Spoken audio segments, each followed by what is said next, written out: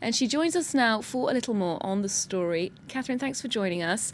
So the allocation of the 2022 World Cup to Qatar had already been investigated internally by FIFA, and the French justice system has now got involved. What are they going to be questioning Michel Platini about specifically?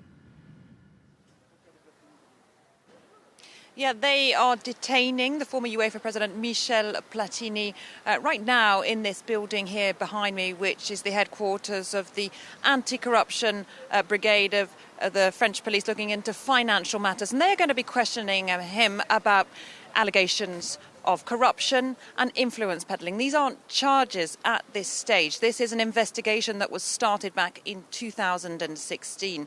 So Michel Platini is going to be answering questions notably about a dinner that took place back in 2010, just 9 days before the FIFA vote took place to allocate which country would be hosting the 2022 World Cup. Now, that vote back in December of 2010 went to Qatar. It was somewhat of a surprise, and Michel Platini admitted having changed his mind. He said he'd been planning to vote for the United States to host the tournament, but he changed his mind and opted for Qatar, and that after a dinner organised at the Élysée Presidential Palace involving then President Nicolas Sarkozy, his chief of staff Claude Guéant, who's also been questioned by French police this morning, Michel Platini, the now Emir of Qatar, and the Prime Minister of Qatar. So lots of questions about what exactly went on at that dinner. French police are looking into allegations that there was state intervention in sporting affairs, basically,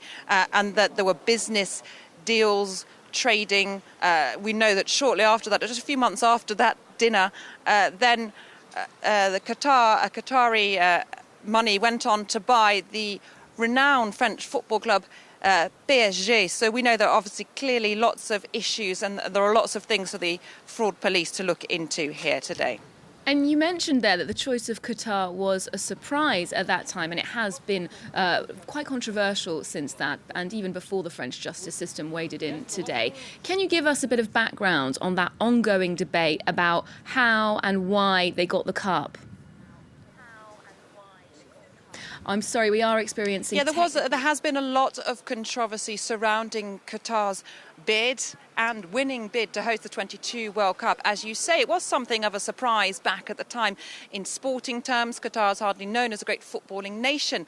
When the World Cup was awarded to it, it was 55th in the FIFA rankings. There have also been questions about the ethics of holding this World Cup there. There have been questions about human rights and workers' rights since building many of the World Cup stadia and infrastructure.